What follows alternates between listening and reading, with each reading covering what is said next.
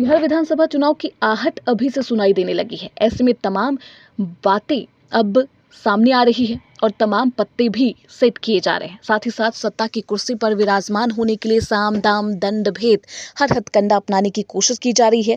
लेकिन इन सब के बीच भारतीय जनता पार्टी का एक नया प्लान भी सबके सामने आ गया है।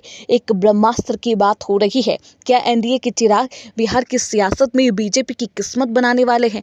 कौन सा खेल है अब बिहार में एक बार फिर से दोहराया जाएगा, जो पहले भी बीजेपी कर चुकी है? बीजेपी ने सत्ता की चाबी अपने पास रखने के लिए कुछ ऐसा कांड सोचा है जिसने अब सवाल एक बार फिर से उठने लगे। क्या बिहार में भी वही स्क्रिप्ट दोबारा लिखी जा रही है? और क्या इस बार मुख्य किरदार चिराग पासवान है? कौन सी है वो स्क्रिप्ट, बताएंगे इस रिपोर्ट में।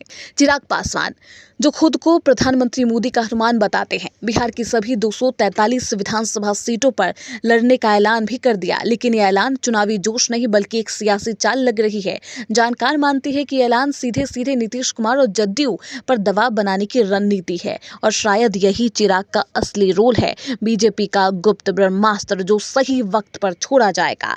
2020 में भी चिराग ने यही दांव चला था। 137 सीटों पर उम्मीदवार उतारे, जदयू को नुकसान हुआ, बीजेपी को फायदा। सीटें भले ही एक मिली हो, लेकिन नीतीश की कुर्सी हिल गई। अब 24 की 5 लोकसभा सीटों पर क्लीन स्वीप के बाद चिराग अपनी ताकत का एहसास कराना चाहते हैं। लेकिन दिक्कत यह है कि नीतीश से उनकी बिल्कुल नहीं पटती और बिहार में सीट बंटवारे की चाबी अभी भी नीतीश के पास है। ऐसे में जब खबरें आती हैं कि बीजेपी जदयू मिलकर बाकी सहयोगियों को सिर्फ 40 सीटें देना चाहती है, तो चिराग का गुस्सा समझा जा सकता है। इसलिए अब उन्होंने सीधा सिग्नल दे दिया है, सीट मांगूंगा नहीं, पूरी लड़ूंगा।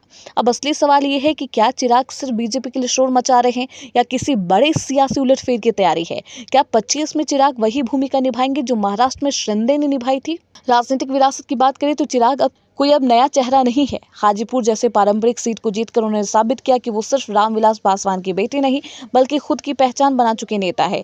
साल 2014 से 2024 तक का सफर उन्होंने बेहद परिपक्व बना चुका है। लेकिन अब उनका अगला कदम ही तय करेगा कि बिहार की राजनीति में क्या चिराग गेम चेंजर बनेंगे या 243 सीटों पर लड़ने की घोषणा एक सियासी गूंज बनकर रह जाएगी। तो क्या चिराग पासवान नीतीश कुमार को धोखा देने वाले हैं या फिर बीजेपी के इशारे पर वही खेल खेलेंगे जो शिवसेना के साथ हुआ? सियासी संकेत कह रहे हैं कि महाभारत की स्क्रिप्ट तैयार हो चुकी है, अब बस किरदारों की एंट्री बाकी है। ये किरदार कौन से होंगे और क्या कुछ हलचल मचाएंगे, ये देखना बेहद दिलचस्प होगा। क्या चिराग पासवान सत्ता के लिए चिराग साबित होंगे और भारतीय जनता पार्टी के लिए चिराग बनकर पार्टी को चमका पाएंगे? ये देखना बेहद दिलचस्प होगा।